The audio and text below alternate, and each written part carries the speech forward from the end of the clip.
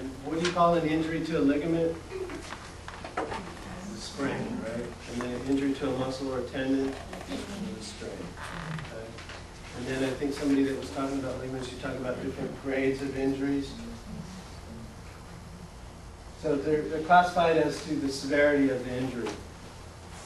And this stuff is in the notes here. And then there's a lot of detail, of like a full paragraph of each of the different grades of the injury, but for this purpose of this class, we're not really going to get into the details of it, but at least so you have the information.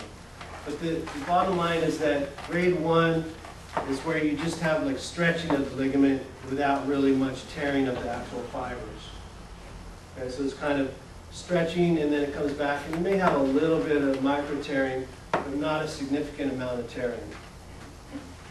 Then you have grade 2, where now you're talking about actual tearing of the ligament tissue, and as a result of that, the tearing is substantial enough so that there's joint laxity.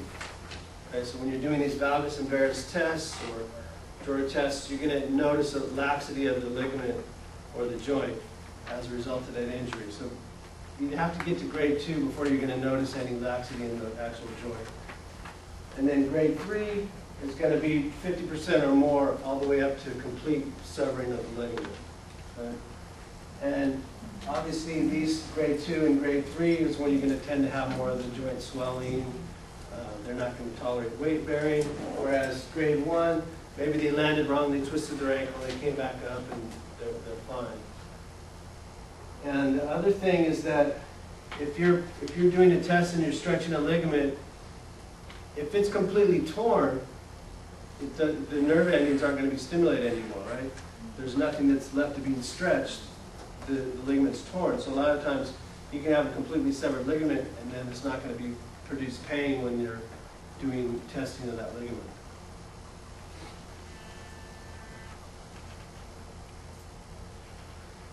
And then we get into strains.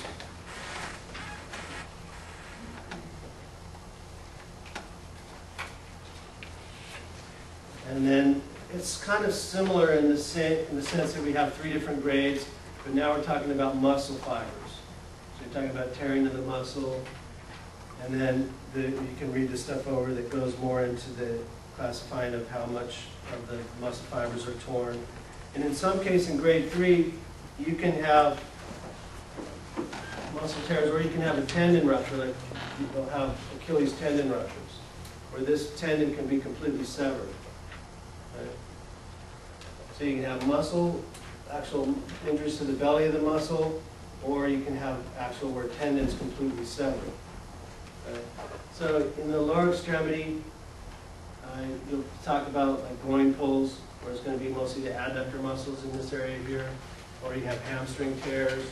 So that can be either in the belly of the muscle, or it can be at the attachment at the ischial tuberosity, for example.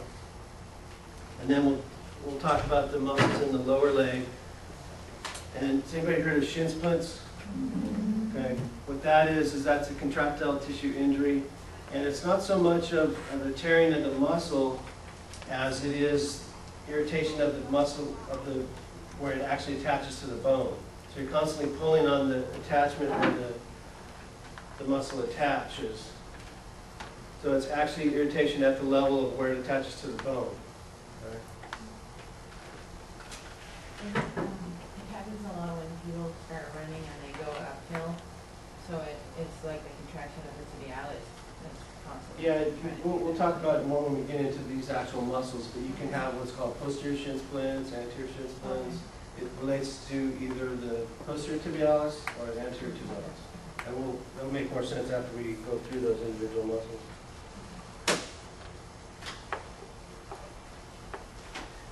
So people a lot of times muscle injuries can become chronic. So somebody has like, pull my hamstring again or something like that. So there's certain things that can predispose people to having more muscle injuries. So once something's been injured, it's going to heal with scar tissue.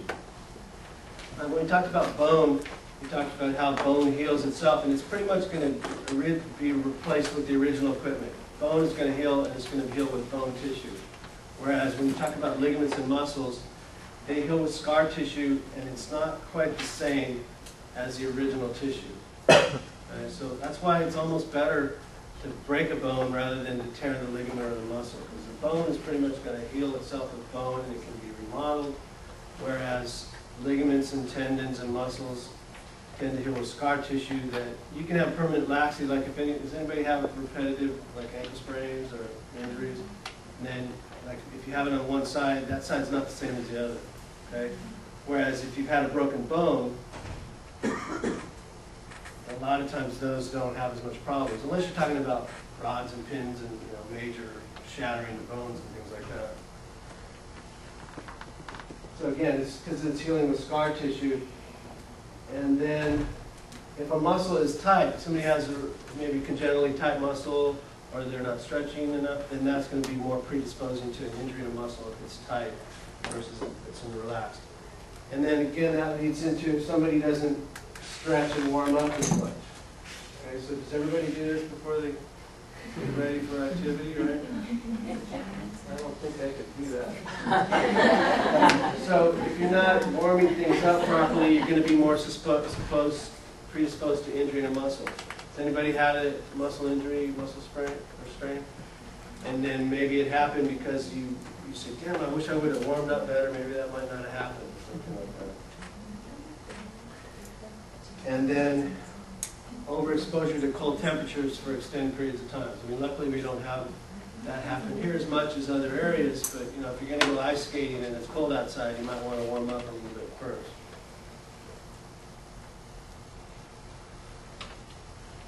So now we'll start getting into the actual leg itself.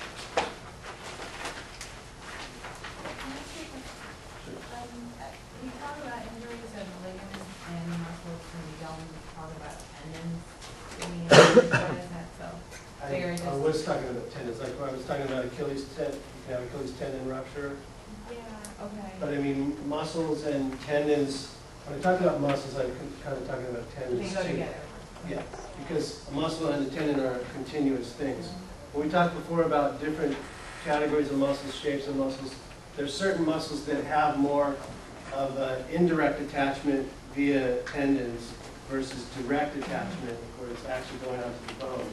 Like some of these muscles on the upper part here, the muscle is going to be more attached directly to the bone, versus as they get down into here, those are going to be the tendons.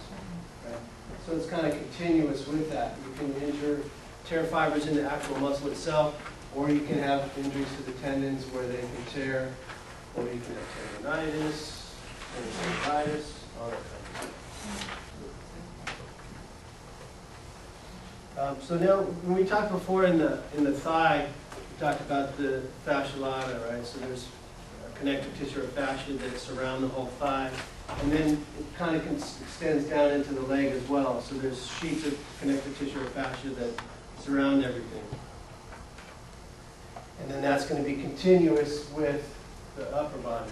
So if I know some of the people here do muscle work, massage and stuff, and there's different things like rolfing or something where you're working more with fascia, and you're kind of working through kind of the whole body as a group and trying to work stretching fascial planes and things like that. So there's different types of things that people will do with kinesiopathology or taping or something where you're dealing with the planes of the fascia that extend throughout the body. So we talk about the muscular system, but there's also, in some senses, you can think of a system of fascia that kind of extends throughout the whole body. And then this is just an example of how it's continuous between the thigh and the leg. And then we talked about different compartments in the thigh. Now we're also going to have compartments in the leg. Okay? So you can have anterior, posterior, and lateral. Whereas in the thigh we had anterior, posterior, and medial. It just flips down so they have a lateral compartment on the lower leg versus a medial compartment on the thigh. And then there's thickenings. As that fascia comes down, there's thickenings into these what are called retinaculum. And I mentioned before that those are what kind of seals in tendons around joints. So we'll have flexor and extensor retinaculum down in the ankle area.